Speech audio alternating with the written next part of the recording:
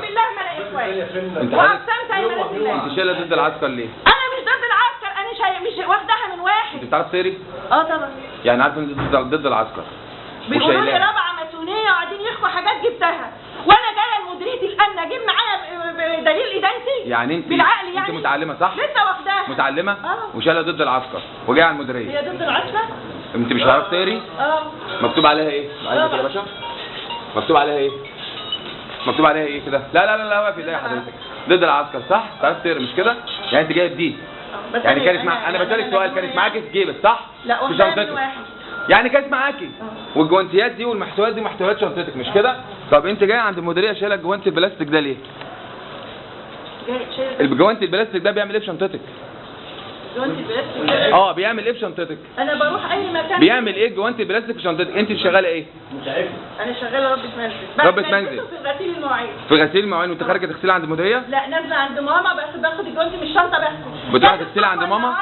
ان انا جت ما عدتش على ماما وكده. انت تعرفي ان هم افرجوا على المرشد؟ قالوا لي على حاجه واحده بس. تعرفي ان هم افرجوا على المرشد النهارده؟ النهارده؟ منتقبه بيأذوها عند مدير الامن. وعشان كده جايه بدي. وعشان كده جايه بدي. انا خدتها من واحد. اللي هي ضد حكم العسكر اللي هي دي. الورقه دي انت جايباها معاكي. خدتها من واحد. ضد العسكر. طب وايه الكلام التاني يا باشا هنا لو سمحت الورقه ده؟ حرام عليك. أبانا ايه؟ أبانا الذي في المخابرات. يعني عايزين تلفقوا لي معمر ومحبوس. لا حضرتك الورق ده كله جاي معاكي مش كده؟ لا والله العظيم اقسم برب العزه ما اعرف عن الورقه دي حاجه. ما تعرفيش عنه حاجه بس الورقه دي تعرفي عنها. بص يا باشا. يعني دي تعرفي عنها. معاكي في شنطتك. والجوانتي معاكي في شنطتك. معترفه بيهم.